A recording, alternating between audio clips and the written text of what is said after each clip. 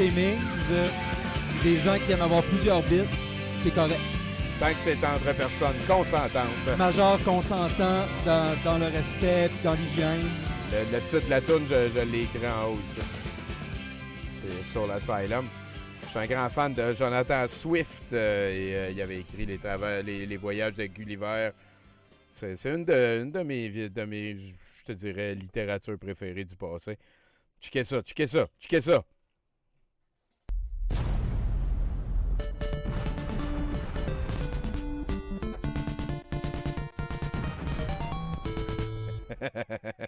C'est que ça se casse.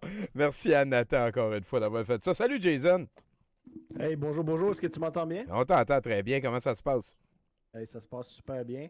Écoute, on va se lancer tout de suite dans probablement le pire vidéo que j'ai vu cet hiver. Peut-être tu connais Maxime. On peut peut-être vous présenter. Là, Bonjour Jason. On jase souvent sur Twitter. Ouais, c'est vrai. On est des gros fans d'Émilie Dubreuil.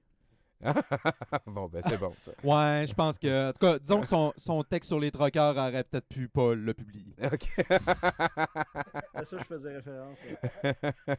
Donc, on avance. Oui. Écoute, vas-y, lance le premier clip, puis je vais parler après. Fait que bien ça.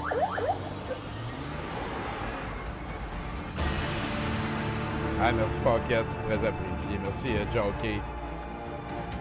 Ça dégouline déjà, ça. Ah, ils s'en viennent livrer de la liberté. Dénazifié. Ça, c'est une vidéo qui passe sur les médias sociaux russes du gouvernement.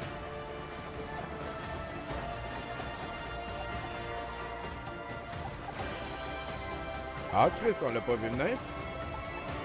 Retournement de situation. Oh, c'est lourd. Ah, Z. Ah, ouais. Ah, ouais. OK, ah, ouais. C'est si, ouais. Ouais. Fait que, il y en a plein comme ça, là. J'en ai juste présenté un pour ce soir. C'est des vidéos qu'ils mettent là, sur leurs réseaux sociaux, sur Twitter, mais aussi les réseaux sociaux russes. Là. Ils n'ont pas les mêmes que nous. Là. Sur Facebook, ils l'ont coupé cette semaine en Russie. Donc, tu sais, ça c'est la vidéo qui s'adresse à la population russe. Mais on va aussi voir ce soir, on a un programme très saucé. Okay. On va aussi voir des vidéos qui s'adressent à nous, faites par la propagande russe. OK. On va voir aussi, j'ai un gros segment sur ce que j'appelle la guerre TikTok. Oui, c'est un phénomène qui me fascine et qui a sa propre sauce aussi. Et on va finir ça en beauté avec quelques petites surprises et desserts et un conspirite qui parle de la guerre en Ukraine. Oh. Donc, c'est le menu que je vous offre ce soir. Tommy, si tu peux encore peser sur play et ensuite pause à la prochaine image. Je vous coupe 3 secondes en disant qu'on est rendu au niveau 3. C'est très bien de le remarquer. Ça, et plus on est avancé, plus Elodie reçoit de bisous. Oh, je vais le noter. C'est donc bien cute. Il weaponise sa douce. J'adore ça. On l'invitera à souper à un moment donné. Merci à Simon du Steak en particulier. Et donc, en suivant ce que Jason vient de nous dire. Oui, je voulais faire un petit... non, un petit peu, excuse-moi. Je vais l'avoir. Se passer mes images, je pense, c'est ça qui se passe. C'est pas correct. C'est pas ouais, je voulais faire un petit... puis c'est cool, on a un historien avec nous en plus pour agrémenter le tout. Je voulais faire une petite capsule historique avant de se lancer pour qu'on mette tout en contexte, là, ce qu'on va voir ensuite. Tu as un discours très, très, très présent en Occident. On a vu tout à l'heure le fameux professeur de l'Université de Montréal. Oui. Là, ce que vous voyez à l'écran, c'est l'Europe vue de Moscou. C'est quelque chose qui est très présent dans la littérature russe. Ça, c'est une version anglaise. Là. Mais c'est la politique russe internationale bouge beaucoup autour du concept on est assiégé, on est encerclé d'ennemis. Oui. Oui, l'OTAN est partout. Ils ont ce discours-là depuis la Première Guerre mondiale, en fait. Voire même le 18e siècle, là, c'est vraiment loin. Oui, c'est ça. On peut remonter loin, mais je peux pas insister à quel point c'est très fort. Et je peux pas aussi insister à quel point c'est basé beaucoup sur je dirais... Parce qu'il y en a qui vont me dire, si tu passes sur le slide suivant, Tommy, c'est Je vais prendre le meilleur exemple, c'est la Deuxième Guerre mondiale, la façon dont il est interprété en Russie. Eux, ils appellent ça la Grande Guerre patriotique. Ils appellent pas ça la Deuxième Guerre mondiale. Et c'est comme le gros événement historique le plus important là, comment je peux dire ça, la psyché politique russe. Mhm. C'est comme le gros événement. Là. Puis en effet, ça l'est parce qu'ils ont perdu jusqu'à 20 millions de personnes. Ils ont eu les plus grosses pertes. On avait remarqué, moi, ça fait longtemps que je tripe sur la Deuxième Guerre mondiale. Puis je me rappelle quand je lisais puis je consommais des affaires sur la Deuxième Guerre mondiale dans les années 90, soit des livres, des films, whatever. C'était tout le temps là, le débarquement de Normandie. Mhm. Les Américains ont sauvé l'Europe. Ouais, c'est l'Ouest qui avait gagné plus que l'Est. Ouais. Là. Et à partir des années 2000, ben, il y a eu comme je trouve une meilleure interprétation de l'histoire pour représenter justement le front de l'Est. Je trouve que le balancier est un petit peu allé trop de l'autre bord. Là, c'était souvent représenté comme. Là j'ai mis 3 exemples ici, c'est des médias américains. Là. N'oubliez pas que c'est l'Union soviétique qui a sauvé le monde de Hitler. Ouais. Le 70e anniversaire du débarquement de Normandie, nous ne devons jamais oublier les Soviétiques ont gagné la Deuxième Guerre mondiale en Europe. T'es-tu en train de nous dire le merci troisième, Staline, hein? Merci Staline. Ouais, la campagne de 70 ans de campagne pour nous convaincre que c'est les États-Unis et non l'URSS qui a battu Hitler. Faisant ici référence au fait que c'est l'URSS qui a battu Hitler. On a un approval silencieux de notre laprise. Non, mais dans le sens des deux bords, des deux bords depuis la fin de la guerre, il y a comme une propagande pour dire qui a gagné la guerre, puis c'est ou bien les États-Unis ou bien les Soviétiques. C'est factuel que la majorité de l'armée allemande a été battue par les Soviétiques. C'est le front de l'Est, c'était 90% de leurs morts. Oh boy! Ouais. Mais, ça c'est le gros mais que je veux mettre ici, le bémol. Puis c'est un peu ce que je veux montrer aussi, c'est encore vrai en 2022. Cette victoire-là, mettons, on dit là, les Soviétiques ont battu Hitler. Leur camion, il était américain. Les bottes qu'il y avait dans les pieds étaient américains. Effectivement. Leur production industrielle n'aurait jamais été capable de faire quoi que ce soit si ça n'avait pas été de l'aide américaine pendant la Deuxième Guerre mondiale, mais aussi avant. Mm-hmm. Ça, c'est un truc que je veux que vous gardez en mémoire, parce que je vais revenir dessus tantôt. Passe à la slide suivante. Niveau 5. Hey, la locomotive de l'engouement, elle roule à plein niveau. Et le Très tu en généreux, avoir des Maxime bisous, elle Paquette. n'aura pas. Elle va être ferrée. Elle ne peut rien faire d'autre demain. Là. Donc, j'ai parlé des comment je peux dire ça, le partenariat économique des États-Unis et de la Russie, là, comment que les Américains ont beaucoup aidé l'industrie russe. Il n'y a rien de plus emblématique que ça que Koch Industries. OK. Koch ça, c'est Industries, deux estimes de mange-marde, ces deux frères-là. Hein. Je vais expliquer tantôt c'est quoi Koch Industries. OK. Koch Industries, c'est la transformation du pétrole. Fait que c'est pas eux qui le creusent. C'est eux qui font la machine qui fait que le pétrole, tu es capable ensuite de le mettre dans ton char. Fait que c'est tout ce qui est raffinage. OK. C'est une compagnie qui existe depuis les années 20. On voit ici des articles de cette semaine que, dans le fond, Koch Industries est une des rares compagnies américaines qui ne s'est pas encore retirée de la Russie. On le rappelle, la Russie est un des plus gros exportateurs de pétrole dans le monde. Ouais. Puis un de leurs problèmes qu'ils ont présentement, c'est que leurs réserves faciles à exploiter, il y en a de moins en moins. Puis c'est de plus en plus compliqué d'exploiter le pétrole russe. Un peu comme ce qu'il y a en Alberta. Là. C'est ça, c'est mondial, cette affaire-là. C'est juste qu'il est de moins en moins accessible parce qu'il faut qu'ils vont le chercher loin en Sibérie. Ouais. C'est complexe. Ils ne sont pas capables sans technologie américaine, notamment Koch Industries. OK. Fait qu'on continue. Reste encore souple. On va à la slide suivante. On a ici le petit père des peuples, Joseph Staline, en 1929. Et à côté de lui, il y a Fred C. Koch, le fondateur de Koch Industries.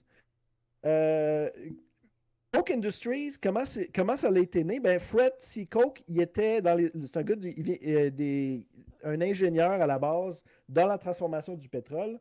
Puis il voulait se partir une business, mais À l'époque, là, on est à l'époque ce qu'on appelle les Five Big, là, qui sont issus là, du break-up de Standard Oil, là, tu sais, les Rockefeller, ces affaires-là. Ouais, que les ouais, ouais, conspirés- ouais, ouais. Ils ont pris la loi antitrust là, qui avait Ouais. été. Ouais, ouais, ouais.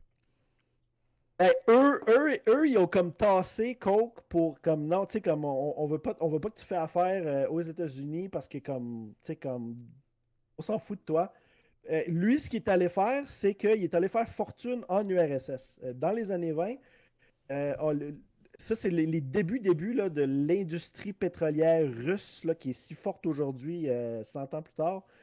C'est Staline, en partenariat avec Coke, qui a développé il y avait déjà une industrie pétrolière dans le Caucase, mais c'était pas aussi avancé qu'après que le monsieur qu'on voit sur la photo est passé faire son partenariat. Là. À l'époque, il avait été payé 5 millions pour ça, ce OK. qui en dollars d'aujourd'hui est environ 80 millions. Lui, il amenait C'est ça comme qui l'a starté. il amenait de l'expertise pour commencer, pour aider l'industrie russe à Exactement. partir. Il y avait pas, l'URSS n'avait pas l'expertise pour faire des gros rendements comme OK. ce que les États-Unis faisaient. Puis ce que ça l'a donné, dans le fond, tu sais, Staline, ce qu'il faisait, c'est son premier plan quinquennal, là, qui est on construit le communisme. Ouais. Puis il y avait besoin de pétrole pour les tracteurs et ainsi de suite. Fait que Coke Industries s'est installé dans le Caucase et les a aidés à développer leur expertise pétrolière. Dans le fond, c'est pas que Fred Coke se faisait payer 5 millions pour leur montrer comment faire. Après ça, ça appartenait à l'État, puis il faisait plus de cash avec ça, mais c'est ce qui l'a starté. Ouais, je comprends. Ah ouais, c'est cool. Puis, Puis, anyway, tu te fais des amis On passe à la puissants. slide suivante. Fred Coke il est revenu de là un peu traumatisé. Ça, c'est ici, on voit ici un pamphlet qu'il a publié dans les années 30. C'est A Businessman Look at Communism. By an C'est- American businessman. Là, il voulait rester anonyme. Hey, ça, c'est considéré comme. Il y a plusieurs interprétations, là, mais ça serait un des birthplaces là, de pamphlet, un des premiers trucs libertariens au sens qu'on le connaît de nos jours. OK. OK. Donc, c'est là que c'est Fred Koch, le temps qu'il a passé en URSS, il est revenu de là-bas, même s'il avait fait sa fortune avec l'URSS. Il était comme dégoûté de Staline. Il avait vu notamment le régime stalinien emprisonner des scientifiques avec lesquels il avait travaillé dans le pétrole puis ça. Ouais. Amuse-toi à lire, Tommy, si tu veux. Ben oui, il n'y aura jamais de paix dans le monde. monde tant que le communisme va exister. Nous sommes en guerre jusqu'à la mort. Ce n'est pas notre choix. Il y a malheureusement très peu de gens qui sont au courant de ce fait. Vous pouvez croire qu'un communiste va toujours être un communiste jusqu'au bout. Il va travailler pour compléter le contrôle gouvernemental, soit par la révolution violente et sanglante. Vous pouvez attaquer le communisme sans en avoir très peur parce qu'en fait, plusieurs communistes peuvent vous joindre, mais si vous attaquez un gouvernement communiste en particulier, le plafond va vous tomber dessus. Le socialisme, c'est le précurseur du communisme. La démocratie ne peut pas exister si le gouvernement contrôle toute la propriété. Une takeover, une reprise communiste sur un pays socialiste ne sera pas compliqué à réaliser. En gros, c'est le socialisme mène au communisme. Puis ce qu'il faut comprendre, c'est que la période où ça a été publié, c'est dans le New Deal de Roosevelt. C'est le début là, de l'État-providence et ces choses-là. Koch était furieusement contre ça. Il l'a transmis à ses fils, cette idéologie-là, furieusement anti-gauche, là, comme libertarienne. De droite, ouais. À ses fils. Passe à la slide suivante. Ses fils que je n'aime pas beaucoup.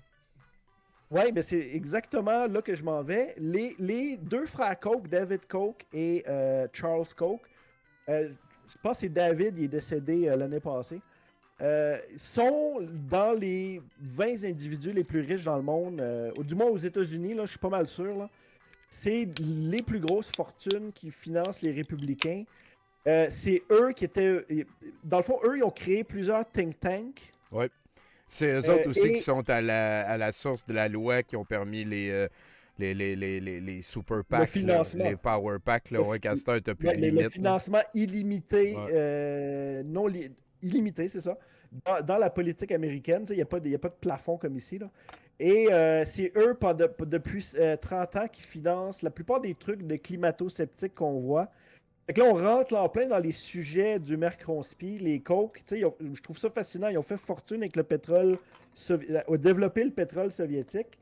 Ils ont fait fortune avec ça. Et pour protéger leur fortune, ils ont tout le temps donné.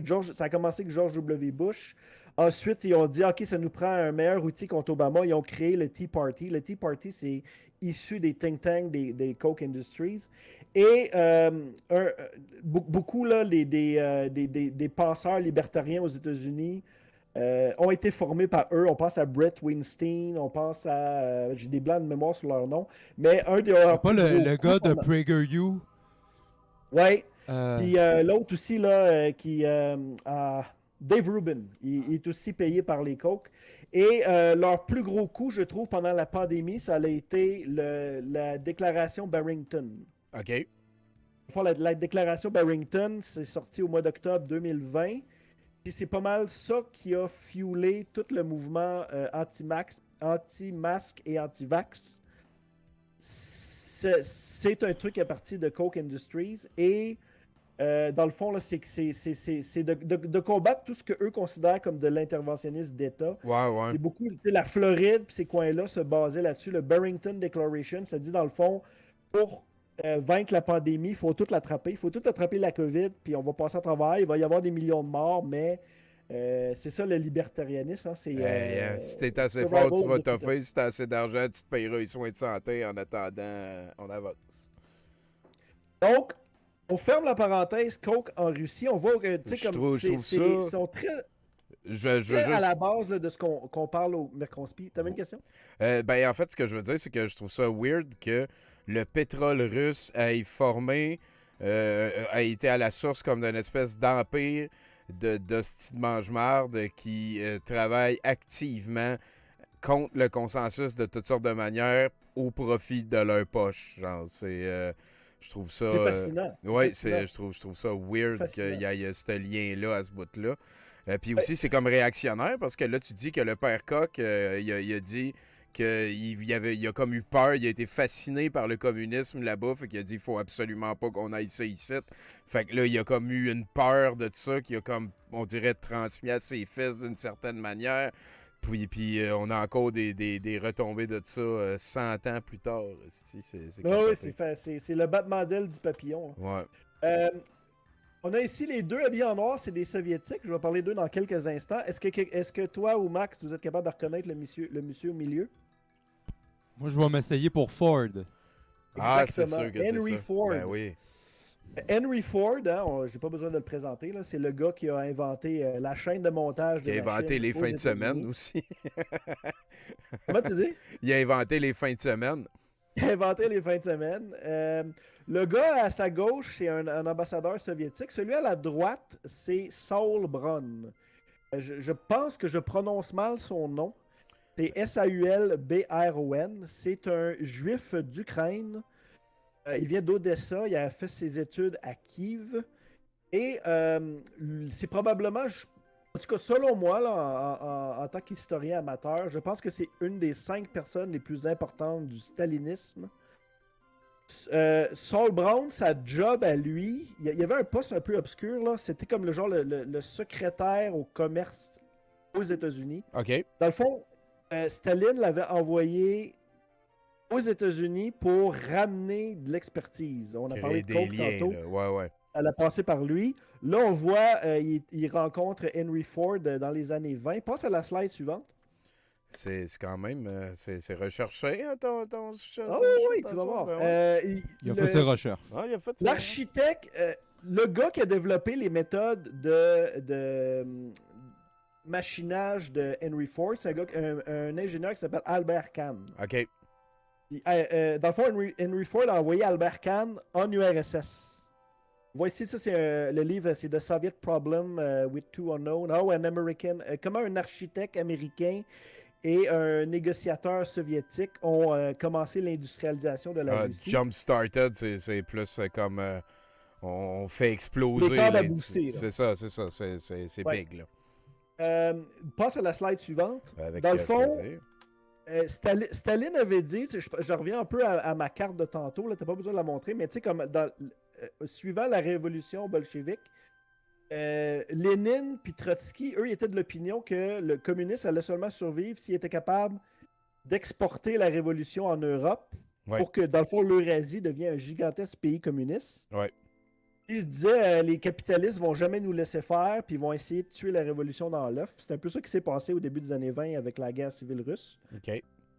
Staline était d'une opinion différente. Staline, lui, pensait que c'était capable de créer une espèce de forteresse communiste et que ça prendrait plus de temps pour éventuellement qu'il y ait d'autres révolutions dans les autres pays.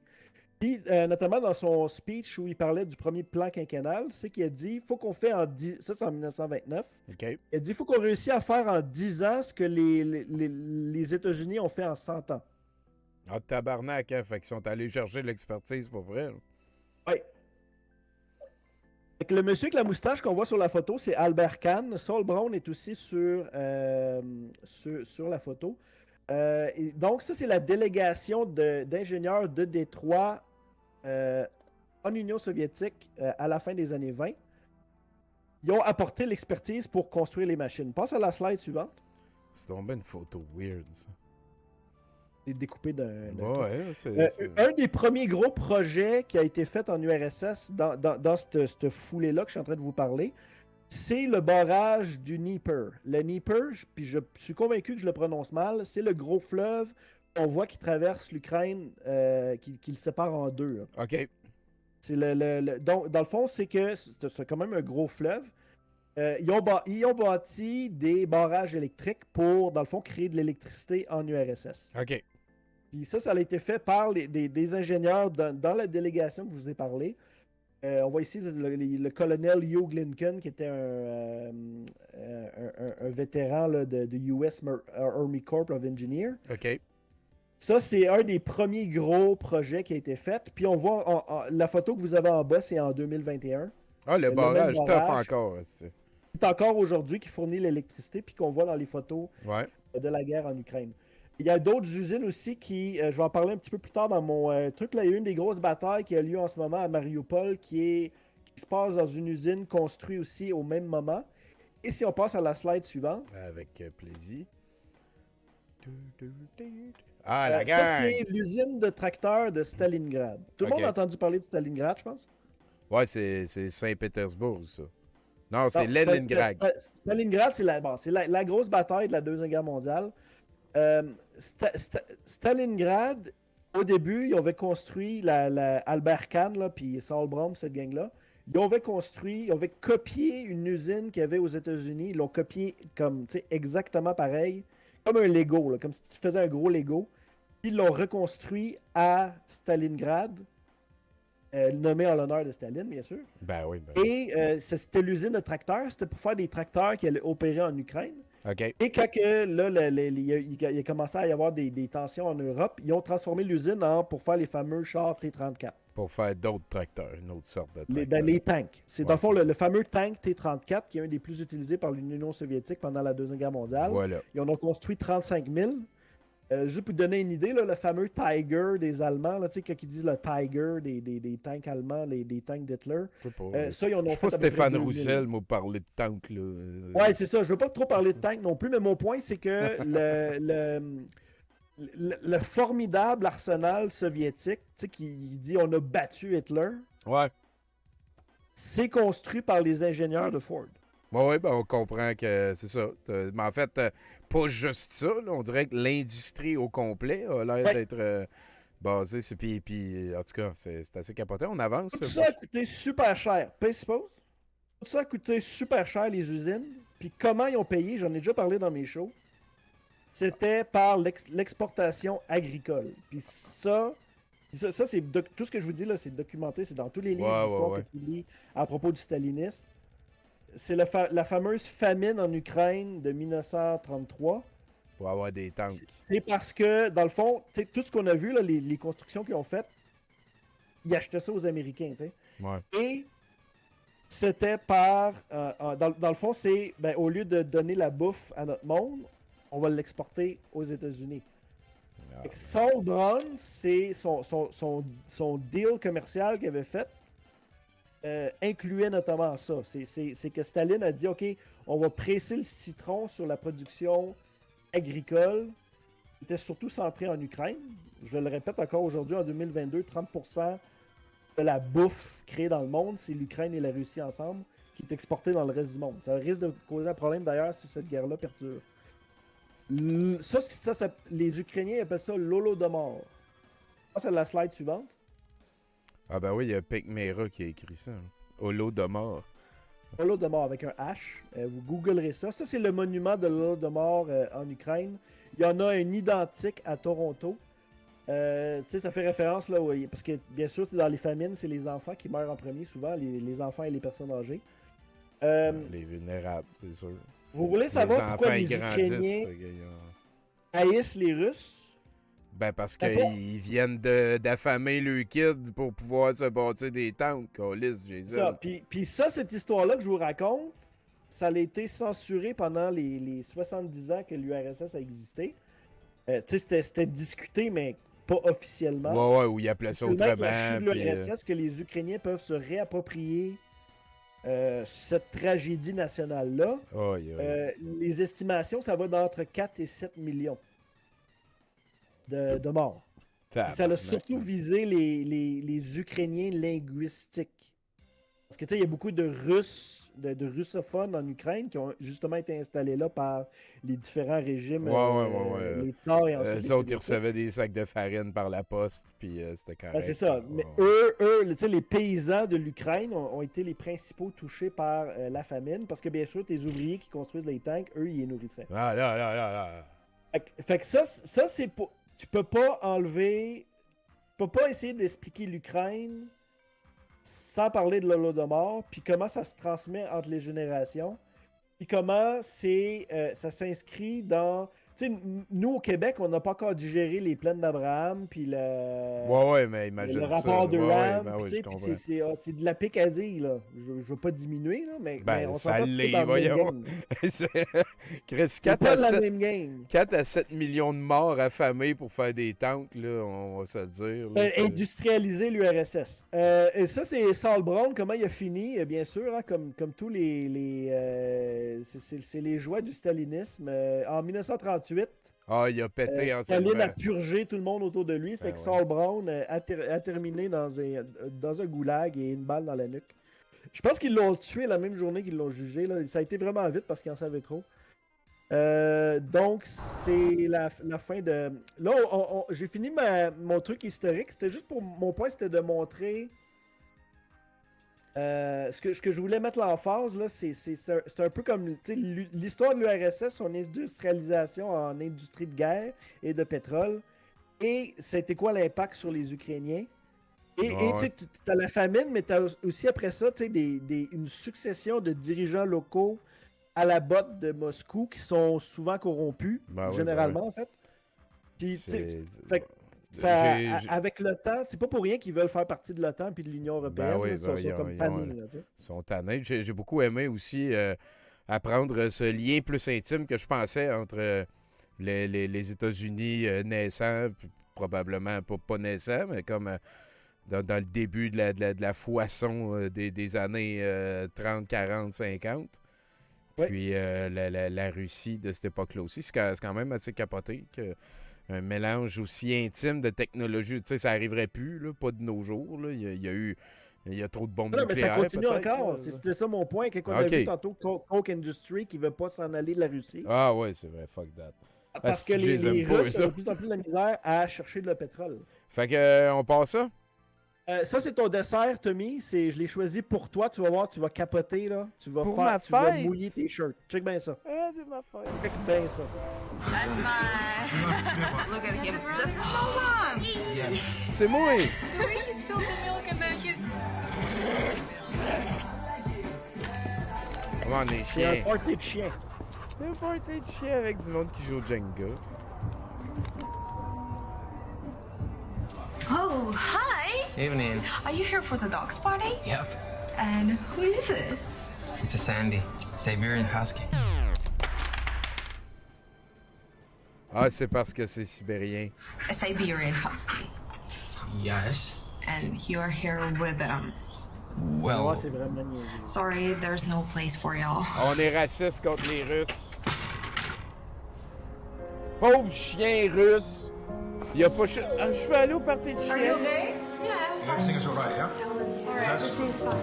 Oh man! Sorry about that. Sorry about that. Just, you know, he's...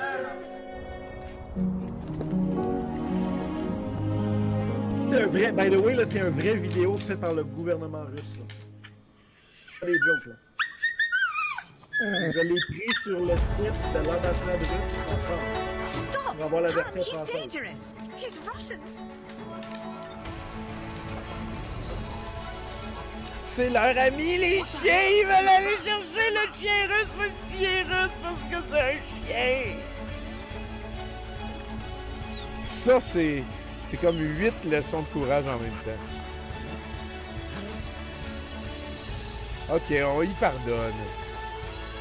Ça, c'est une vraie vidéo du vrai Je gouvernement l'ai pris russe. sur l'ambassade de Russie en France. Il était sur les autres sites de l'ambassade des autres pays, mais je voulais en français pour notre auditoire ici. Stop Capoté. hating Russians. Ferme donc ta usually gueule. Là, on va aller voir, c'est RT News.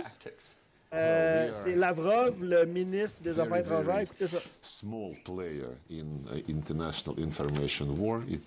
The information. On est un petit joueur dans la guerre de l'information internationale.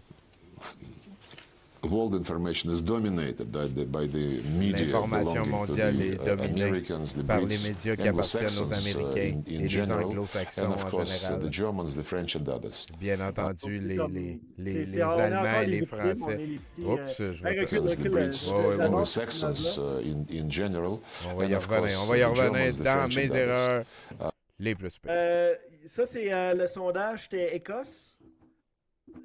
Il y a une corrélation entre le support pour Poutine au Canada et si les gens sont vaccinés. Ouais. Je trouve ça capoté. For reasons. Je trouve ça capoté. Mhm.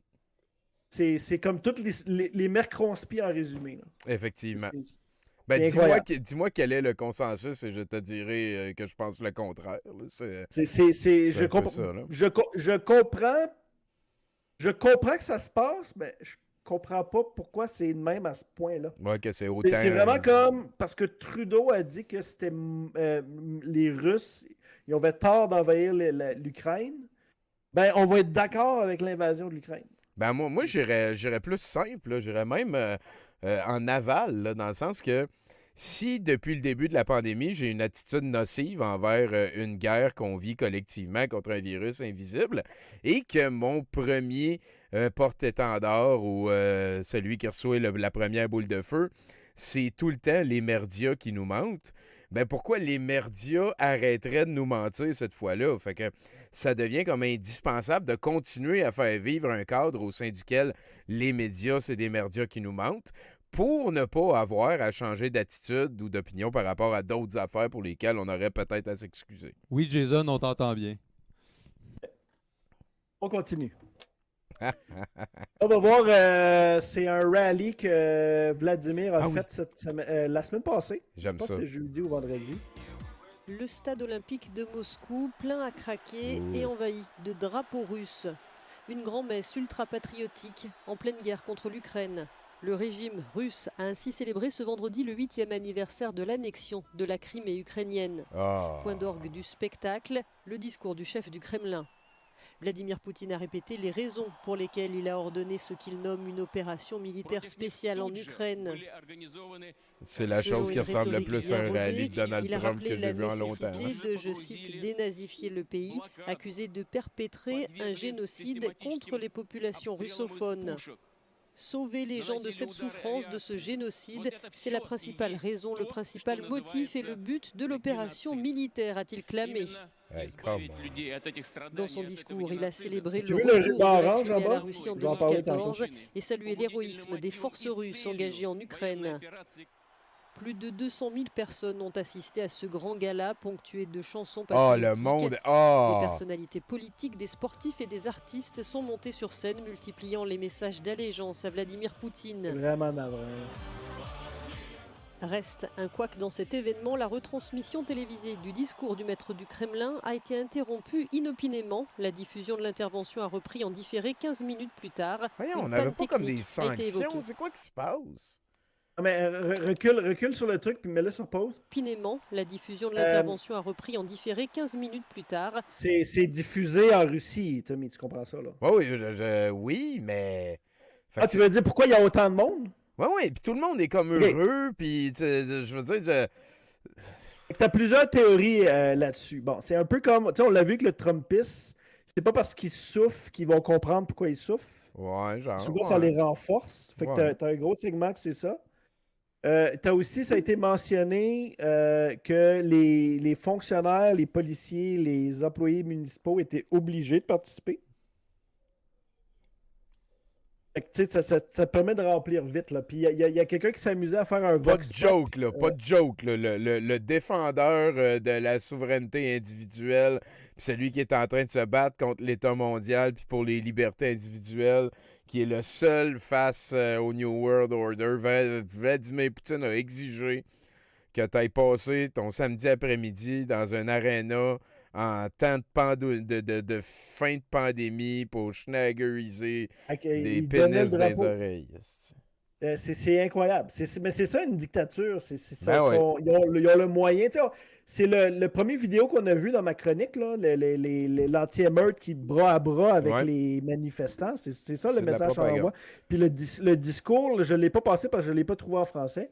Mais le discours de Poutine qui a fait à cette affaire-là, c'était exactement ce que tu as dit. Là. Je me bats contre les globalistes. Et faites attention aux traîtres parmi nous. Dans le fond, c'est les gens qui vont s'opposer à lui. Maxime? Non, j'allais dire, il faut quand même pas nier, parce que il y a beaucoup de reportages sérieux qui l'ont montré, que quand même, il y a quand même un certain appui pour la campagne en Russie. Ce qui est autant inquiétant, là, en fait. Là. Ben oui. Parce que dans le sens que les Russes qui embarquent, c'est parce qu'ils pensent qu'ils s'en vont dénazifier. Il y a personne qui est content d'aller reprendre l'Ukraine pour aller tuer des Ukrainiens parce qu'on veut l'Ukraine. Absolument. Genre. Mais ce que je voulais dire, c'est qu'il y a beaucoup de gens sur les médias sociaux qui ont dit non. Puis avec raison, là, je comprends que l'idée qu'il ne faut pas s'en prendre aux individus russes, il y a certains trucs que je trouve un peu cave. Arrêtez d'haïr le chien russe. C'est pas parce que ton voisin est russe qu'il faut que tu le haïsses. Mais il y a beaucoup de gens qui ont dit non, c'est pas les Russes, c'est juste Poutine tout seul. Mais non, il y a un certain appui qui est réel en Russie de gens, tu sais, on a vu des images de gens qui avaient le Z sur leur char, des trucs comme ça, tu sais.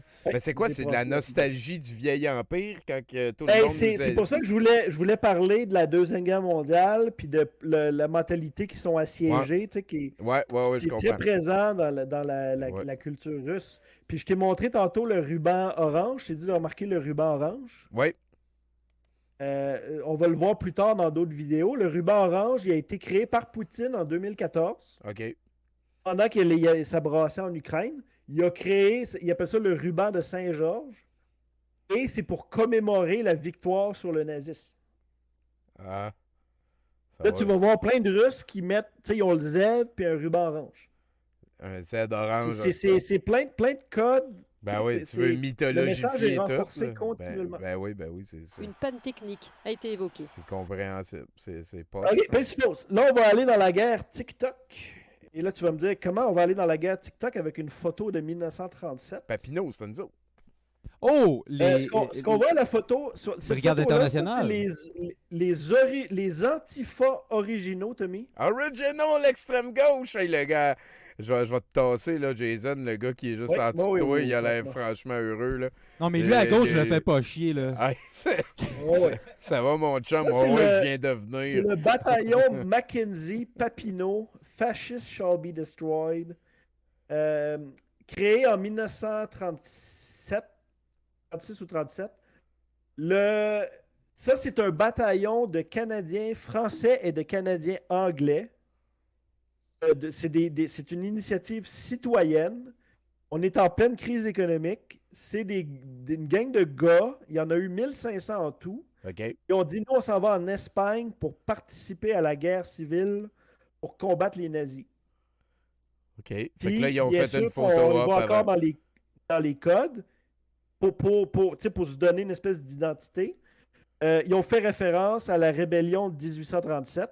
Ouais. Mackenzie, c'était les fameux patriotes, là. Ben oui. Puis c'était comme le 100e anniversaire de ça. Fait qu'ils ont comme cadré ça là-dedans. Fait que Mackenzie, c'était le chef des Anglos des Patriotes dans le Haut-Canada. Ouais. Et Papineau était le chef dans le Bas-Canada. Ouais. Donc, c'est le Mackenzie-Papineau bataillon. Ils ont eu 1500 membres à leur pic. Ils se sont battus pendant 1 an en Espagne. Et si je me souviens bien, les chiffres que j'avais vus, il y en a juste 400 qui sont revenus. Puis c'était le gouvernement Mackenzie King de l'époque désapprouvait ça. Il avait interdit aux Canadiens de participer à la guerre civile en Espagne. Surtout qu'il y avait beaucoup de communistes et d'anarchistes dans la gang. Ça, c'est organisé. C'est des mouvements ouvriers et de gens qui avaient perdu leur job à cause de la crise économique. Bon, ben voilà. Ils se trouvaient comme dans une espèce de cul-de-sac. Fait il y en a une partie qui se faisait miroiter des dollars plusieurs raisons. Et aussi, c'est vivre l'aventure, hein, c'est la jeunesse. Effectivement. On voit le même phénomène en 2022 avec l'Ukraine. Il y a plusieurs Canadiens, on va voir dans les prochaines vidéos, il y a plusieurs Canadiens partis en Ukraine se battre. C'est un peu dans cette même tendance-là. C'est d'aller combattre les tyrans à l'autre bout de la planète. Mon propos ici, c'est pas de les condamner ou de les encourager. Je fais juste vous exprimer. Ça existait. C'est pas nouveau, ce concept-là. Mais c'est pas nouveau. Puis les Mackenzie Papineau Bataillon, by the way, ils n'ont jamais été reconnus comme des vétérans. Puis il y en a plusieurs qui sont faits emprisonner quand ils sont revenus. Parce qu'en Espagne, il y avait beaucoup de communistes de l'Union soviétique. Fait qu'ils ont fraternisé avec eux. Puis là, le gouvernement, il pensait qu'il y avait peut-être beaucoup d'espions dans leur rang. C'est ça, pogner le virus du communisme, là, duquel on ne sort jamais. Donc, on passe à la vidéo suivante. Écoutez ça.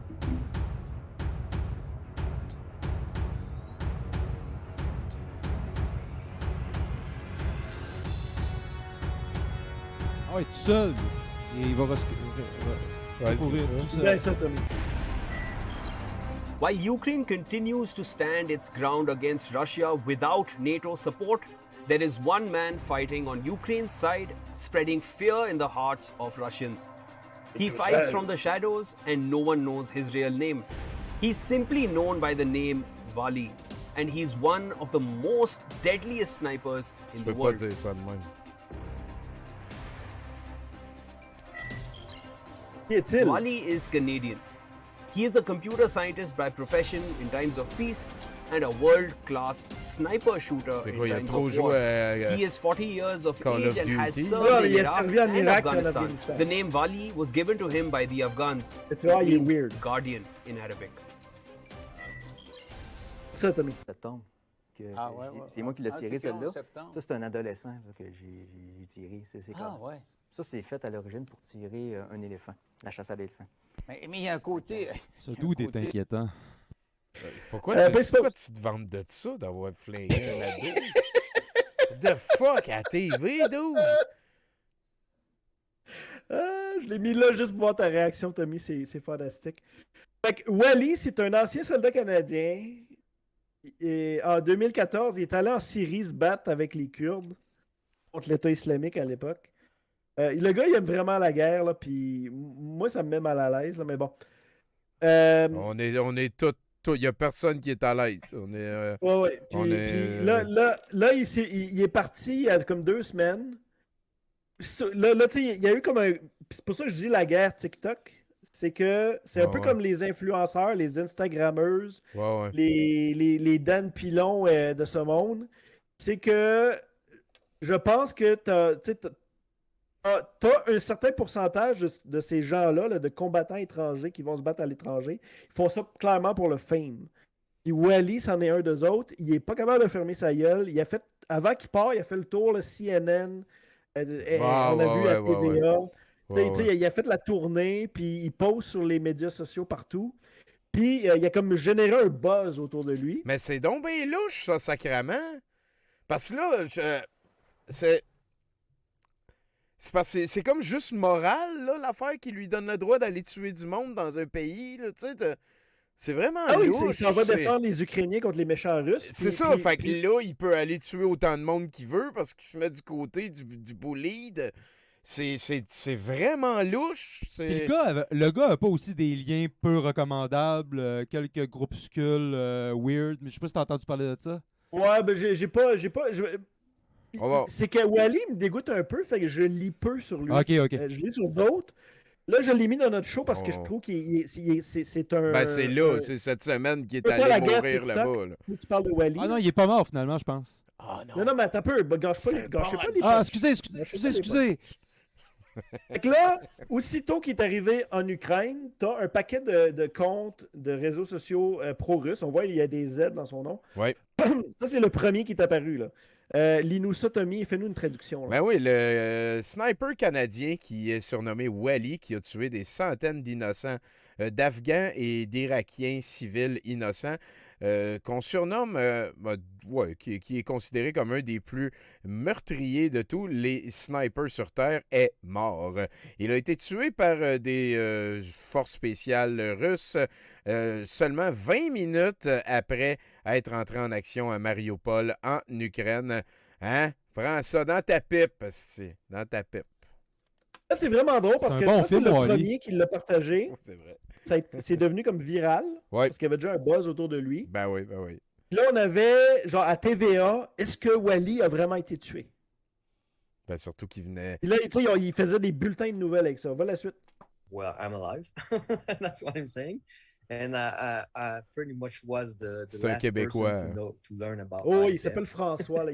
So when c'est ça. Wally, c'est I vraiment was on pas the son front vrai line nom. without my cell phone, obviously, for security. Son nom, c'est genre reasons, François ou the Jonathan. Là. Il y a un nom très frequency and québécois. such can be located. And so the truth is sometimes can be brutal or just boring. And this time it was just boring. The truth was that my cell phone was just not with me. It was turned off. On a remote base, I was on the front line. Yes, it was dangerous though, but I was alive, not a single scratch. I could only kill 3 people. Oh, puis là, ça, c'est sa photo qui a annoncé qu'il était toujours en vie. Oh, excuse-moi, je OK, ben, suppose. Ça, c'est juicy. Ah non, mais attends un peu, je veux la revoir, moi, sa photo. Sacrément, tu sais. Ma job, c'est de tuer des étrangers. Ça, c'est l'entrevue qu'il a faite, mais avant ça, il avait posté cette photo-là. Qu'est-ce que c'est? Tabarnak. Il écrit quoi sur son en CV? vie, ça va bien. Il est dans un genre de... Probablement qu'il est allé dans un McDo en Ukraine ou quelque chose là. Je sais qu'il est à Kiev. Le sourire, toi. Oui, écoute, il a peut-être pas tué des centaines de personnes comme il était écrit tantôt. Et tantôt, on a parlé des Mackenzie Papineau. Oui. Tu as le même genre de truc en 2022. Fait que là, dans le cas de Wally, c'est la Brigade normande. Okay. La Brigade normande a été créée en Normandie, en France, pour aller se battre en Ukraine. La même affaire que je vous ai parlé tantôt que les Mackenzie Papineau. Ouais, c'est des motivés idéologiques. C'est des soldats, des ex-soldats canadiens français, des Québécois, et des ex-soldats français qui vont se battre en Ukraine au sein de la Brigade normande. Ils ont des Facebook, un TikTok, un Instagram, puis ils postent en masse. OK. Et vraiment, là, tu sais, quand je dis la guerre TikTok, là, c'est emblématique de ça. Et la Brigade normande, on voit, c'est le 19 mars. OK. Ils ont crissé Wally dehors. Je te laisse, Tommy, nous raconter. Ça peut être une vérité que personne ne veut lire, mais comme nous recevons plusieurs messages qui nous demandent un update sur la situation avec Wally, voici quelques faits qu'il faut partager. Wally n'est pas à Mariupol. Il y a des rumeurs à propos de sa mort qui ont débuté autour du 13 mars et la brigade normande. Les officiers de commande de la brigade normande ont depuis supposément communiqué avec lui le 15 mars au matin. Tant que ce n'est pas que le contraire n'est pas prouvé, il est en vie et il va bien. Non, Wally ne détient pas le record du plus long kill de sniper. C'est détenu par un JTF-2, je ne sais pas c'est quoi. Wally... Les forces spéciales de l'armée canadienne. De l'armée canadienne? JTF-2, c'est nous autres, ça. JTF-2, c'est les forces spéciales canadiennes, mais c'est pas important dans la discussion ici. Ben, c'est pas important, c'est à nous autres, même. Wally est un ancien Vendoux du 22e Régiment Royal. Les Russes auraient adoré pouvoir détruire un tel symbole d'excellence de façon à arrêter les gens courageux de rejoindre... De se rejoindre au combat en Ukraine. Ben oui, Wally a lui-même reconnu cette nuance. Ne tombez pas dans la propagande russe. L'officier de commande de notre unité a déclaré officiellement que malgré la petite présence sur les médias sociaux, on essaye d'être plutôt secret. Pour être honnête, nous n'avons jamais eu besoin de cette attention médiatique au travers de Wally. On l'a averti plusieurs fois que la chaîne de commande ne veut pas embarquer dans ses actions avec les médias. Nous sommes des professionnels silencieux et nous n'avions pas besoin de faire partie ou de devenir le centre de l'attention. Originalement, il m'a rejoint en tant qu'ami pour m'aider à supporter quelques points de défense importants sur notre AO, Area of Penis, genre.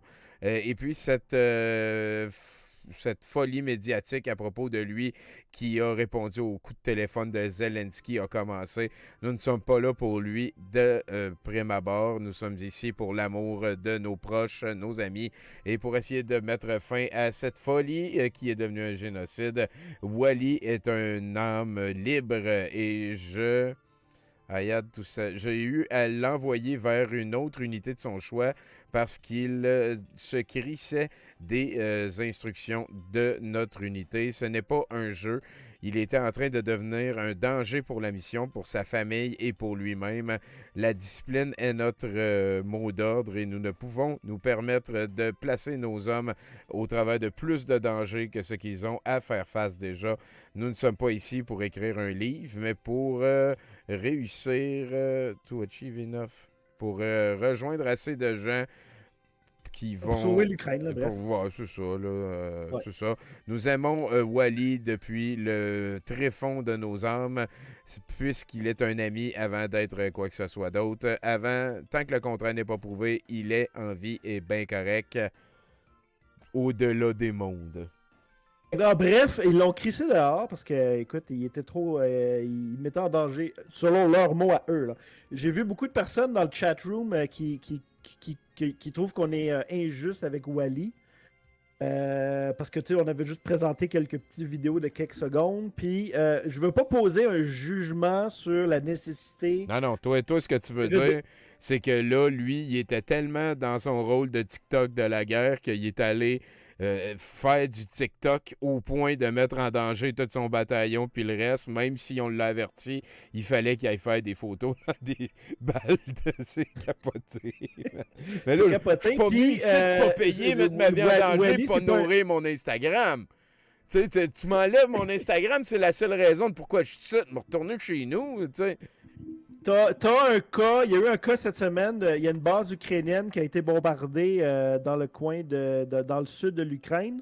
Puis selon les articles de journaux que j'ai lus, ça serait notamment à cause d'un autre dans ce style-là. Il avait trop fait son TikTok, là. Okay. Puis les Russes avaient été capables de tracer que, OK, ils sont tous dans cette cabane là-bas. Fait qu'on va envoyer des bombes sur cette cabane-là, puis ça l'a tué d'une shot 50 soldats ukrainiens. Là. Ce serait à cause justement d'un combattant étranger qui s'est mis un peu trop. Qui est en train de TikToker. Puis, je trouve que la brigade normande, ils ont raison. Là. Nous, on va mettre notre vie en danger. Ben oui, mais c'est sûr qu'ils ont raison. Voyons donc, c'est pas le temps de... Venez pas ici pour faire votre show. C'est ça qui est le message que je pense. Oui. But I was alive, not a single scratch. Je vais juste la remontrer, là. C'est... Sacrément, dude! c'est... Fait que, ben voilà. OK, la suivante. Oui, je laisse aller. Bon, c'est ça. Là, tu vois, un peu comme nos podcasts, là, ils vendent des t-shirts. Oui. Fait que t'as cet aspect-là aussi qui me rend dubitatif. Je trouve ça fascinant d'un point de vue social. Là. Ils vendent des t-shirts, des casquettes, des ça, pour financer leur effort de guerre là-bas. Mais je trouve ça quand même weird. Mais en même temps, je veux que l'Ukraine gagne la guerre. Là, on s'entend. Oui, moi aussi. C'est ça que je veux dire. Donc, ça s'est vu dans d'autres... sais, nous, on le fait de notre bord, mais ça se fait de l'autre bord aussi. L'État islamique en 2014, on se rappelle, il y a plein de Canadiens qui étaient partis se battre pour l'État islamique. C'est un peu dans le même phénomène. Et un des terreaux fertiles, un des terreaux les plus fertiles pour l'État islamique, l'ISIS en 2014, c'était la Tchétchénie. J'en ai parlé en masse la semaine passée, la fameuse Tchétchénie. Cet endroit au sud de la Russie, dans le Caucase, exactement où les Koch Industries avaient construit l'industrie pétrolière russe. Là, c'est dans le Caucase. La Tchétchénie est au centre de tout ça. Et dans le fond, on se rappelle, ça a été écrasé dans 2 guerres en 93 et en 99. Ouais.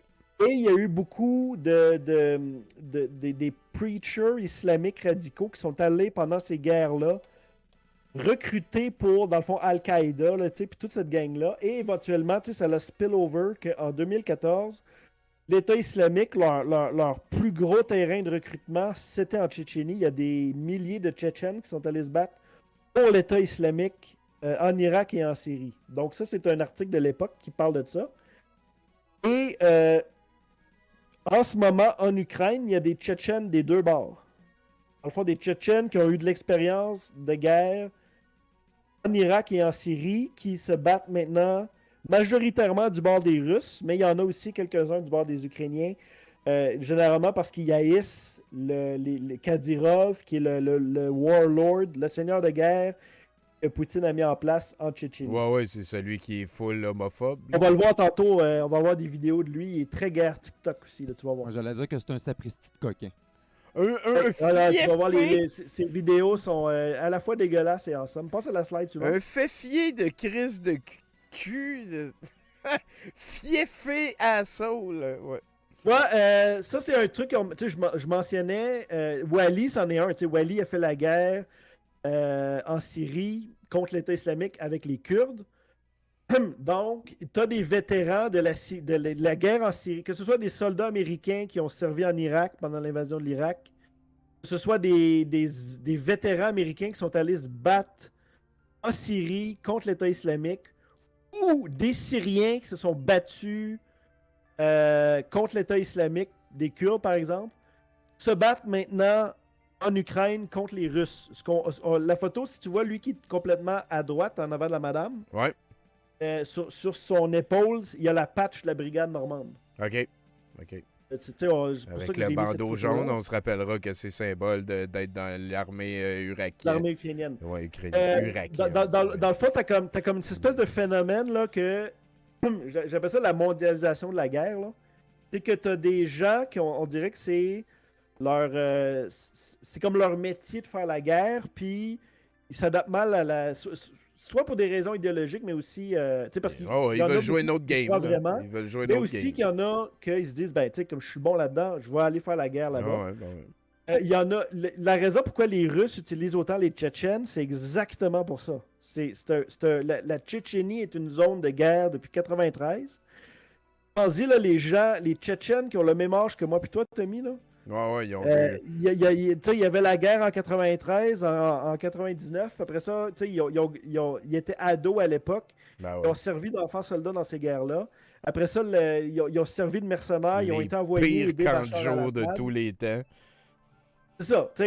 C'est le bon vieux. Là, tu connais rien d'autre, fait que tu fais la guerre.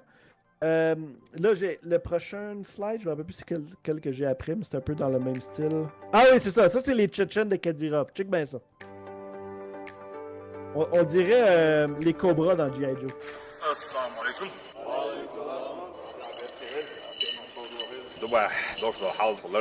C'est son palais. Kadyrov, je vais parler par-dessus parce que de toute façon, on comprend pas le Tchétchène. Kadyrov, c'est un... le gars, il avait un Instagram quand Instagram est sorti. Là. Okay. Le gars, il comprend vraiment la game des réseaux sociaux. Il est super populaire avec les pro-Poutine. Puis même les Ukrainiens, ils font des memes pour dire que il est juste là pour être sur son... il est banni d'Instagram, mais il utilise Telegram, ces affaires-là. C'est un vrai trou de cul. Là. Ce gars-là, il y a une liste longue de même là, de massacres de civils. Pis ça, là. Il est vraiment terrible, puis ils ont envoyé sa gang, lui-même n'est pas en Ukraine, là, mais il y a le gars qui est à sa droite avec la grosse barbe blanche qui met... On voit, là, il recule encore un peu, Tony, s'il te plaît. Remets-moi le palais. Celui qu'on voit à côté de la barbe blanche, là, il est dans plein de vidéos en Ukraine en ce moment. C'est comme son Flavor Flav, genre? C'est comme son henchman. C'est ça, son Flavor Flav, il est là pour rajouter du swag. Oui, c'est vraiment weird. Là, les Tchétchènes, là, c'est quelque chose. Puis ils sont très... La grosse face moustachue en arrière. Ouais, ça, c'est son père. Ce qui est vraiment drôle, c'est que le père à Kadyrov, lui, il était contre les Russes en 93, hein, je n'ai déjà parlé. Il voulait que la Tchétchénie devienne un genre d'État indépendant. Ouais. Puis dans la deuxième guerre de Tchétchénie en 99, Poutine l'a acheté, puis il a viré de bord. C'est comme ça que son fils est devenu le seigneur de guerre de la place. Puis ça, la vidéo qu'on vient de voir, c'est un outil de recrutement, là, parce qu'il diffuse ça, mettons, en Syrie, puis ça. C'est venez vous battre avec nous contre les globalistes en Ukraine. Hey, hein, pourquoi pas? On y va-tu? Maxime, tiens, il a dit de laisser faire. On s'en va là-bas. Moi, je pourrais faire... Qu'est-ce que je pourrais faire à la guerre? Moi, je vais apprendre les nunchakus. C'est cool. Ah ouais, OK. Moi, je vais faire des blagues. Ah, c'est bon. Puis l'ennemi va tellement rire que toi, pendant ce temps-là, tu vas les tuer avec les nunchakus. Avec mes nunchakus avec des pics. Ah, on va avoir du fun. On va tuer plein de monde qu'on connaît pas. Il y a Chillmat dans le chatroom qui dit ça ressemble à de la sous-traitance de la guerre. La majorité, on se rappelle, les Russes, c'est une armée de conscrits. Hein? T'as pas le choix d'aller à la guerre quand on dit on t'envoie à la guerre. Puis ils ont remarqué que c'était majoritairement des gens du Caucase ou des républiques, autour des républiques centra-asiatiques, là, le Kazakhstan, ces places-là, qui sont dans les populations les plus pauvres de la Russie. Il y a très peu, dans l'infanterie, il y a très peu de Russes blancs autour de Moscou. À travers la corruption, puis ça, ils réussissent à éviter d'être en frontline. Fait que quand tu dis c'est une sous-traitance de la guerre, c'est exactement ça. Puis c'est encore le bon vieux proverbe, la guerre, c'est fait par les pauvres. Et c'est un bon exemple. Là, ce qu'on voit, remarquez les rubans orange. Ça, c'est un embarquement de soldats étrangers dans un avion avec la gang à Kadyrov. Vas-y, paye s'il vous plaît. Je vois que c'est sur TikTok, by the way. Ah non, c'est Telegram, ça, TMA. Un Telegram, oui. Mais en tout cas, c'est la même affaire. Là. Mais c'est encore là, le téléphone à la verticale. Ouais, non, mais si tu veux dire, mettons, si tu parles du phénomène guerre TikTok, OK, mais Telegram puis TikTok, c'est pas pareil. Vois-tu les rubans oranges? Il y a tous les rubans oranges. Ah, c'est vrai. Hein? Puis, alors, tu vas on s'en va en Ukraine. Là. Ça, c'est cette semaine. C'est des renforts. Il y en a plein d'autres de morts. Ça, c'est une blague. Je l'ai trouvé très drôle. Je parlais tantôt comment il y a des vétérans de d'autres guerres qui se retrouvent du même bord. Fait que là, la blague ici, c'est un vétéran de l'armée turque joint la Légion étrangère en Ukraine. Puis là, en dessous, c'est un combattant kurde joint la Légion étrangère en Ukraine. Puis là, les deux sont comme « Ah, shit, on est du même bord. » Parce qu'ils se battaient un contre l'autre en Syrie il y a quelques années. Je trouvais la blague quand même comique. Ben oui, c'est ça. Ça ici, c'est des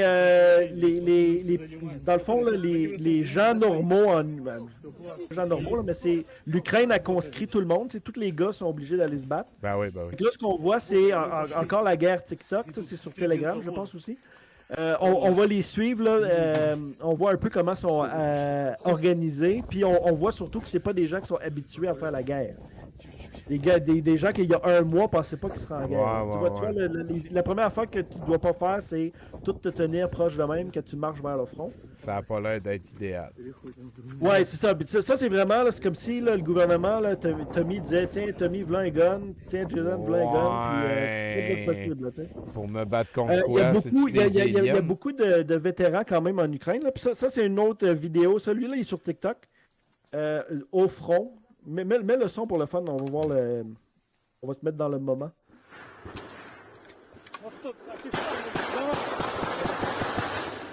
Il y a une chier de vidéos comme ça, là, c'est un feu roulant à chaque jour. Tu peux littéralement suivre la guerre en Ukraine à travers ces vidéos-là, puis là, tu essaies un peu comme un casse-tête, là. Parce que souvent, tu vas à peu près savoir à peu près sont dans quel coin.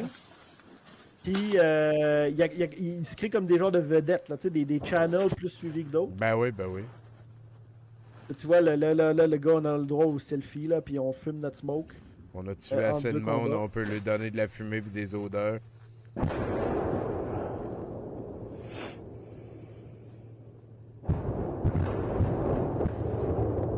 C'est énervant ce qui se passe. Mais ce qui me fascine, c'est le... Ok, mets sur pause.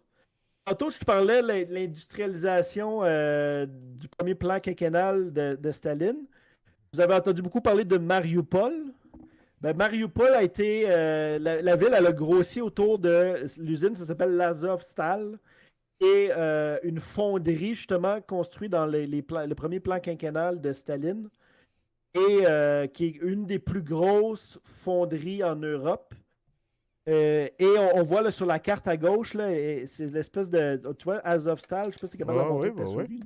Ça ici. Dans le fond, les Ukrainiens là, sont retranchés là, dans leur... On voit que l'armée russe, c'est tout en rouge, encercle la ville. Ça, c'est une ville de 400 000 habitants. C'est gros comme Québec. Là. C'est pas petit. Là. C'est un village. Là. Puis, il y a eu beaucoup de cas, là, parce qu'il n'y a plus d'eau, il n'y a plus d'électricité.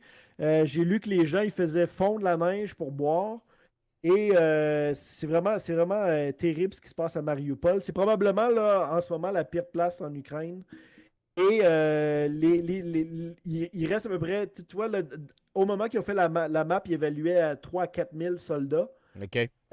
Ils servent, tu vois, la photo de l'usine à droite, c'est comme une espèce de forteresse, là, tu sais, c'est un paquet de métal tout empilé, là. Ouais. C'est comme le centre là, de leur... comment on dit ça dans les films? Commandement, HQ, Last Stand. Last Stand. Il va y avoir des gros combats dans cette usine-là. Puis ils s'attendent ça va avoir des gros impacts parce qu'il y a beaucoup de métaux importés en Europe qui venaient de l'Azovstal. Cette usine-là n'a jamais arrêté de fonctionner, à part pendant la Deuxième Guerre mondiale, quand c'était occupé par les nazis. OK. Mais c'est une des plus grosses fonderies en Europe. Là. C'est gigantesque, cette usine-là. J'ai pas de misère à le croire. On continue avec ça. Tu voulais dire quelque chose tantôt, Maxime? Tu parlais du premier plan quinquennal de... Non, il y avait juste quelqu'un dans le chat qui avait relevé qu'un des doutes dans la tranchée ressemblait à Carl Giroux, puis j'ai trouvé ça bien drôle. C'était vraiment juste ça. Ça, c'est encore les Tchétchènes dans leurs vidéos, encore la guerre TikTok. Ils ont mis par-dessus des chants religieux. Si tu montes juste le son, juste pour qu'on entende 5 secondes. Là. On appelle ça des nashis. Moi, j'ai remarqué que c'était très utilisé dans la guerre en Syrie de faire des vidéos avec des nashis par-dessus. Nashid, ça veut dire chant religieux en arabe. Et comme je te dis, ils continuent. C'est la même gang qu'on voyait tantôt, hein, by the way. Là. Tu vois, c'est le même channel là, qu'Adura 95.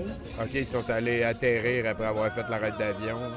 Ouais, puis ça, c'est à Mariupol. C'est les combats à Mariupol, sont là. Puis c'est vraiment drôle parce qu'ils font beaucoup de vidéos. C'est exactement le même type de vidéo que faisait l'État islamique. T'as beaucoup de vidéos. Je l'avais montré dans celui d'il y a 2 semaines. Où ce qui sauve des civils. Fait que là, on va les voir. Ils vont amener de la bouffe. Ils vont parler aux civils. Tu sais, c'est pour les humaniser, mais en même temps, on les voit tirer du gun puis détruire des buildings. Ouais, mais ça, c'était pour Jésus. C'est vraiment bizarre. C'est la volonté de Dieu qui... Non, c'était pas là, Jésus. C'est Mariupol avant la guerre. Ça, c'est une vidéo faite par le gouvernement ukrainien, justement, pour sensibiliser l'Ouest. Là. On peut considérer ça comme de la propagande ukrainienne. Mais on voit le contraste. Ça, dans le fond, c'est Mariupol avant la guerre, il y a 1 mois. Là. Tu vois, c'est une ville. Ça a l'air smoke, j'irais, moi, là. Non, mais ça a l'air chill, là. Ah, ouais. C'est probablement là, de tirer des vidéos touristiques. Là, il aurait pu faire un sit-in, là. Imagine ça avec plein de camions. Comment il y aurait de la liberté. C'est ça le problème. Il manque de camions. Il y a bien trop d'arbres. Ça doit être des woke. Quand tu vois les woke arrivent. Ouais. Tu vois, ça, c'est l'usine, je parlais tantôt. Là. Ils ont pété la fonderie. Ouais. Les gros combats en l'air sont beaucoup là-bas. Là. Fait que Mariupol est devenu, pour dans les communications de l'Ukraine, c'est devenu comme leur il essaie de mettre le plus possible l'attention médiatique mondiale là-dessus le poster pour boy. avoir de l'aide de l'Occident, puis de dire hey, aidez-nous à combattre les Russes parce que voici ce qui se passe. Là, puis, ils s'en viennent vous faire ça à vous autres. Là. On va passer dans la raison pourquoi les Ukrainiens sont vraiment sa coche par rapport aux Russes en termes de guerre TikTok. OK.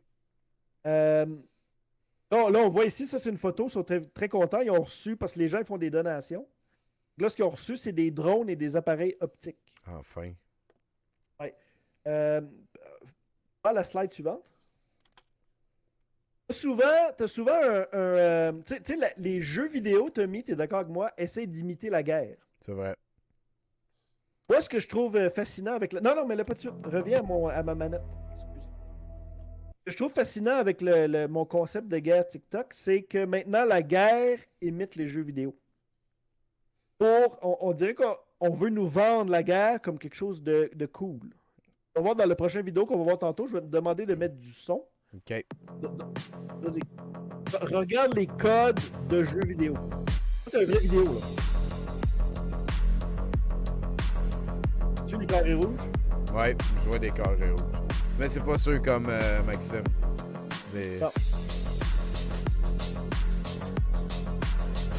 Ça, c'est plein de vidéos comme ça. Tu sais, c'est avec du techno en arrière-fond. Repasse-la une deuxième fois après que je vais arrêter de parler. Je vais continuer à parler par-dessus.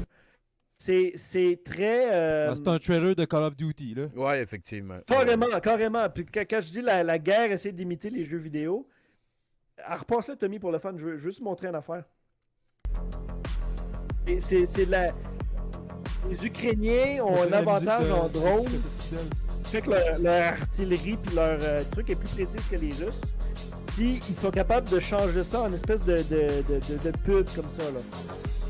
Puis j'ai coupé le vidéo à la fin, là, parce qu'il est beaucoup plus long, là, mais il y en a plein des vidéos comme ça. Puis ça, c'est plus rock. Continue à peser sur play. Ben, c'est encore dans les rues de Mariupol, mais filmé par un simple personne là, qui est pas dans l'armée. Pèse sur play, on va le laisser. Un petit peu, Maxime, il y avait un petit... Non, mais il y a quelqu'un qui a souligné qui se demandait si c'était-tu la toune de l'opening d'Alexis. C'est vrai que ça y ressemblait. Parce que ça y ressemblait beaucoup. C'est vrai que ça y Excusez, je dis pas des trucs pertinents. Ben non, moi j'aime ça que les trois participent et on continue là-dessus. Surtout que tu ça, t'occupes de notre public. Ça, parce que tu sais, on a vu des affaires plus stagées puis en post-prod. Ouais. Puis tu as des affaires, des gens ils filment, puis là ils postent tout de suite après. Ça, c'est dans les rues de Mariupol. C'est les autobus de la ville, ils ont été. On voit qu'ils les utilisent pour bloquer les rues, pour faire des barricades. Ils ont été dénazifiés. Ouais, ben. Il n'y a pas de nazis. On voit en fait la destruction, à quel point c'est horrible cette guerre-là. Là. Je trouve que ça contraste avec la vidéo de tantôt, tu comprends? Ouais, vraiment. Pèse sur stop. Ça c'est. Quand on parle de désinformation, la personne a écrit, j'ai aucune idée c'est qui ce body-là, là, mais il a écrit sur Twitter. Bucha, B-U-C-H-A, je sais pas si je le prononce bien, c'est une banlieue de Kiev. Kids Playground, hein, dans le c'est quoi un Kids Playground en français? C'est un aire de jeu pour les enfants, dans le fond, le carré de sable. J'ai trouvé une mine antipersonnelle dans le sable où mes enfants, d'habitude, avant allaient jouer. Okay. On voit l'espèce de truc en métal, on voit la mine en bas à gauche. Ouais, je la vois, moi. Puis ce tweet-là a été viral. Il a été partagé des dizaines de milliers de fois. T'as un truc que je veux parler qui est important dans l'analyse de la guerre, c'est la communauté OSINT, O-S-I-N-T. Ça veut dire Open Source Intelligence. C'est d'essayer de reconstruire les événements puis de comprendre qu'est-ce qui se passe en te basant uniquement sur des sources publiques, par exemple des tweets, des vidéos, comme on a vu, des TikTok, des choses comme ça. Puis tu es capable de graduellement reconstruire le fil d'un événement. Cette communauté-là, c'est un peu comme un hobby sur Internet. Ils ont des forums Internet, des groupes Facebook. Il y a des gens qui sont payés dans la vie pour les polices, puis ça, par les polices, les corps policiers, puis ça, pour faire du OSINT. Mais tu as aussi un gros hobby sur Twitter, ces places-là. Ouais. C'est du LARPing, comme il dit Maxime. Là, on est presque là. La communauté OSINT sur Twitter s'est dit, on va essayer de trouver c'est quoi ce type de mine-là pour savoir où est-ce qu'elle a été fabriquée. OK. Voilà la slide suivante. Oh non. Donc là, ils ont fouillé et quelques jours plus tard, ils ont trouvé, en bas à gauche, c'est un zoom sur la photo qu'on a vue tout à l'heure de la mine antipersonnelle. Ce n'est pas une mine antipersonnelle, C'est un Eurocargo en plastique, un jouet pour enfants. Vois-tu la roue? Ouais. Puis là, peut-être que la personne était de bonne foi, puis qu'elle savait pas, puis qu'elle voulait pas toucher, puis qu'elle a pensé que La c'était personne elle. a supprimé son post. Ah, bon, tant mieux. Moi, Mais je veux dire, il y a beaucoup dans les trucs. Mon point, c'est faites attention à ce que vous partagez. Ben oui. On est dans le fog of Ça, war. je veux dire, tu sais, tantôt, là, on aurait pensé c'est une mine dans un carré de sable pour enfants, c'est vraiment horrible. Non, c'est la roue d'un camion. À la place, ils ont détruit un camion de la liberté, c'est bien pire. Non, c'est pas vrai. Imagine la quantité de parlement qu'on aurait pu bloquer avec ce camion-là. On va continuer. Là. Je m'excuse, c'est pas pertinent de faire des blagues sur tout ça. C'est Guilhem Kézak! Je vous invite à faire une pause spirituelle. En fond, ça, c'est. Vous avez probablement vu Tommy passer beaucoup de vidéos de lui dans les Mercronspi précédents. J'en ai fidé pas mal. Là. Je ne sais pas si c'est celui que j'y envoie qui passe. Moi, je suis un gros fan. Fan au sens péjoratif. Là. Oh oui, ben oui. Ce gars-là est. C'est celui qui ressemble le plus à Keith Renier, qui était le boss de Nexium, là, qui se faisait appeler Vanguard là, par les... Ah, la secte, là! Ouais, la secte. Moi, j'ai la même vibe. Là, La même vibe. Ah, moi, j'avais Blanchet Gravel qui a perdu du poids. Blanchet Gravel qui a perdu du poids. Il y a une branche de sa secte en Estrie, au Québec. Oui, sûrement. Il appelle ça les Esséniens. Ouais. Puis là, vous allez voir, il va nous expliquer la guerre en Ukraine. Donc, vas-y, explique. Ben ça, c'est à toi, les Esséniens. C'est tout full Jésus time. De guerre, et on parle donc nécessairement de paix. Donc on va aborder ces deux sujets. Je ne suis pas géopolitologue, je n'ai aucune prétention dans ce domaine. Mais je vais partager avec vous dans cette vidéo. C'est pas les aliens. Je dis pas que c'est les aliens. Mais écoute, si vous commencez cette vidéo et que ces trois mots vous hérissent le poil, prenez votre souris et cliquez ailleurs parce que ça va être le sujet de la vidéo.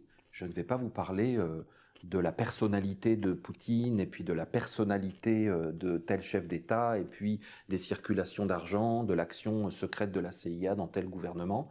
Il y en a qui font ça très bien. Il y a des très bonnes vidéos, des sources d'informations qui sont beaucoup plus intéressantes que BFM TV. Ce n'est pas la chaîne ici et ce n'est pas le sujet de la vidéo. Ce que je peux vous affirmer avec certitude, c'est que l'Europe totale est en guerre, les égrégores sont en guerre, et il y a un niveau de tension extrême. Ils ont eu nos égrégores. Et que le but de tout ça est de capturer l'énergie des humains, comme c'est toujours à travers ce qui semble interrompre la normalité de la vie. Le but est toujours de capturer, de provoquer une augmentation de l'adrénaline, de l'émoi, de l'émotion, de la peur. Même la joie fonctionne comme ça. Quand on fait des coupes du monde de quelque chose et que tout le monde sort dans la rue en hurlant, il y a un immense dégagement d'énergie et il y a des formes de vie qui sont capables de capturer, de stocker et de gérer cette énergie. On parle d'énergie verte, de développement durable, mais il faut voir aussi que du point de vue essénien, la pensée, l'information, l'émotion, tout ça, ce sont des formes d'énergie. Corriger, je mettrais la note hors sujet. Il existe des circuits énergétiques globaux à l'échelle de l'humanité. Oh, globaux. Donc en ce moment, il y a cette fameuse crise en Ukraine qui nous est abondamment racontée, montrée, qui nous préoccupe, qui envahit totalement l'espace de pensée et d'émotion d'une grande partie de la population. Tout cela est un piège de plus. Et je vais vous montrer pourquoi, comment ça fonctionne et comment, moi, en tant qu'Essénien, je me positionne par rapport à ça. Et puis aussi... En gros, ce qu'il dit, c'est que la guerre en Ukraine, c'est créé pour absorber notre énergie. Ouais, j'ai bien vu ça. C'est pareil comme une coupe du monde. La vidéo dure 1 heure. Je l'ai écouté au complet. Là. Je voulais pas mettre 1 heure de lui. Là. Mais ça va de pire en pire. Fait que vous irez voir là, Essénien Ukraine sur YouTube. Guilhem Kézak. En fait, ça en est un qui est en train de monter. Là, le prochain, c'est une petite surprise, Tommy. Une petite surprise. On va voir, c'est Mélanie Joly, cette semaine, elle a fait un speech pour parler justement de ce qui se passe en Ukraine. Ouais. Tu remarqueras, elle était avec quelqu'un sur un stage, et là, il y a un manifestant anti-guerre qui est venu interrompre le vidéo. Mais il n'est pas à bonne Regardez place. bien Ça. Arrêtez d'envoyer des armes. Pourquoi vous n'avez pas...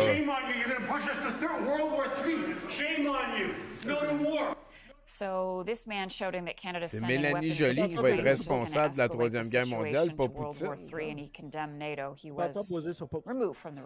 Face pause, ça? Face pause. Shame on you, you're going to push us to World War III. Puis là, il pointe le monsieur assis sur la chaise. Est-ce que tu reconnais le monsieur sur la chaise, Tommy? Non. Face play. Oh, t'as Face pause. Fait que le monsieur sur la chaise, c'est notre ami Stéphane Roussel qui animait la soirée. Non! Pour vrai? On le voit ici au Mercronspi en train d'écouter ce qu'on écoutait tout à l'heure. Je trouvais ça comique. Fait que tu peux reculer si tu veux. Oui, c'est Stéphane Roussel, il animait la conférence pour... il y avait plusieurs personnes. Non, il y a des Roussel, je savais pas ça. Puis, ben, il est big shot, Stéphane. Là. Puis là, c'est vraiment drôle parce que... tu sais, on connaît tous Stéphane Roussel. Là. Voyons, ça va... Puis, il va starter la Troisième C'est Guerre Roussel en mondiale. personne. Ah! Je veux le faire reculer. Comment ça fonctionne et comment, moi, en tant qu'essayant, je me positionne par rapport à ça. Ouais, j'avais pas de meilleure qualité, il n'y a pas de meilleure... il aurait fallu que je me cherche un vidéo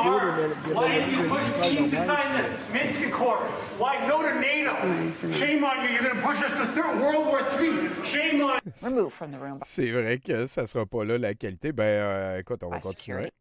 Comique, là. Ben oui, on est sur la fin de mon... C'était ma petite surprise post... ton on va aller dans le petit peu plus léger. Pause.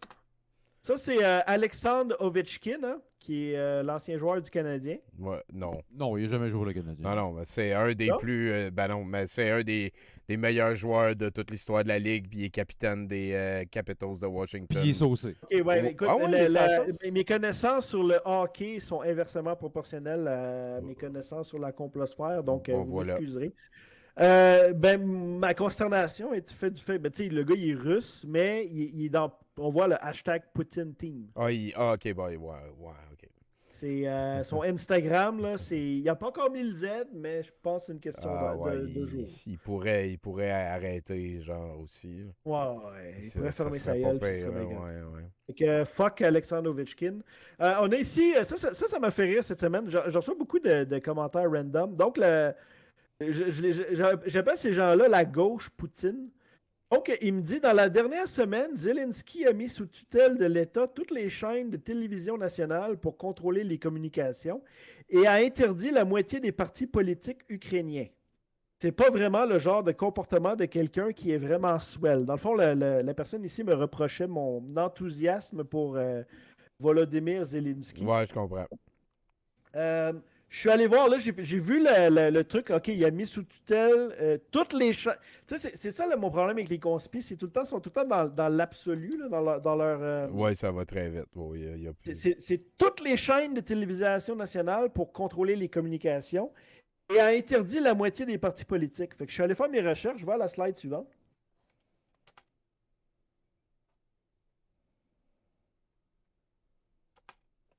En février dernier...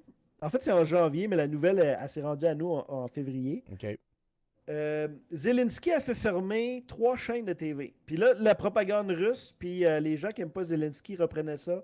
J'ai remarqué, il postait ça un peu partout. Il a fait fermer 3 chaînes de télé. Oh, tu sais, comme c'est antidémocrate, ça. Ah, mais c'était de la propagande russe, genre. Ben, non, mais pas juste ça. Je suis allé fouiller, puis c'était 3 chaînes, mais ça appartenait à un gars. OK. Medvedchuk. Medvedchuk, par un pur hasard, Vladimir Poutine est le parrain de sa fille. OK. Ouais. Je vais laisser au public le bénéfice de juger si c'était bien d'avoir fermé ces 3 chaînes-là ou pas. Sinon, pèse pas sur play de suite. Dans le fond, c'était des chaînes qui diffusaient de la propagande pro-Poutine. Je rappelle, on est maintenant en guerre. Les partis politiques, il dit qu'il a banni tous les partis politiques. Ce qu'il a fait, c'est qu'il a banni 11 partis politiques. Puis là, je me suis dit, je vais aller voir c'est quoi les 11 partis politiques. Puis, dans le fond, c'est l'ancien parti politique de comment il s'appelait? Yakunovitch, qui était l'ancien pro-russe qui a été renversé en 2014. Ouais. Lui, il y avait un gros parti politique qui s'appelait le Parti des régions. C'était le plus gros parti politique en Ukraine. Okay. Et ce parti-là, vu que c'était comme une espèce de coalition, comme dans toute bonne joute politique, il s'est fractionné en plusieurs partis. Okay. Selon les différentes allégeances des différents ex-députés qui étaient dans ce parti-là. Fait que là, on dit on a barré 11 partis, mais dans le fond, c'est comme 11... C'est la gang de ceux que probablement que les Russes essayaient de mettre au pouvoir. C'est ça, qui était corrompu. En renversant ceux qui sont là. Fait que, encore là, j'apporte ce bémol-là. Vous allez voir ça souvent répété. Là, Zelensky a banni des partis politiques. Ouais. Il y en a un qui s'appelle le Parti Socialiste, quelque chose, là, j'ai un blanc de mémoire, mais il y a socialiste dans le nom. Puis là, je suis comme, il a banni un parti. Je suis moi-même un socialiste. Puis là, j'étais comme, il a même banni un parti socialiste. Puis je suis allé voir c'était quoi ce parti-là. Puis c'était plus comme, national-socialiste que socialiste, comme on l'entend. C'est, j'ai un blanc de mémoire sur son nom, Maxime, tu le sais peut-être, là, comment il s'appelle c'est le philosophe que Poutine tripe bien raide dessus. Là, Je sais de qui tu parles, mais je m'en rappelle pas non plus du nom. Aussi, t'as un blanc de mémoire, hein? Bon. Duguin, D-U-G-I-N. Allez régler ça sur Twitter, comme tout le monde. Il a fait un mouvement politique, il appelle ça le pan eurasique, puis c'est de l'extrême droite pro-russe. Là. Bon, enfin, bref, mettez-moi ça au vidange. Merci, bonsoir. On passe au truc suivant. On va y aller sur ma note finale. Je vais vous laisser sur un clip qui vient de la télésérie de Zelensky à l'époque où il était un acteur. Hello? Good morning, Mr. Goloborodka. Can I connect you with Angela Merkel? Yes, you can connect. Joue le rôle du président de l'Ukraine. My congratulations. We decided to take your country to the European Union. Oh fuck! Oh, I'm sorry. Oh, wow! Amenez votre téléphone à l'Union européenne. Vous allez pouvoir parler avec Angela Merkel. Angela Merkel qui dit que t'es maintenant dans l'Union européenne. Ouais, on est. Et donc, son pays est maintenant dans l'Union européenne dans la télésérie. I'm so sorry, that's mistake. I was calling to Montenegro. Oh, la fontaine arrête, c'est bon. Elle pensait qu'elle appelait au Monténégro, mais elle s'est trompée de pays de l'Est. Montenegro. Nice. Ok. Yeah, my congratulations. Yes. Ouais. To Montenegro. Oui, c'est sûr. Bye bye. Ça date de 2015.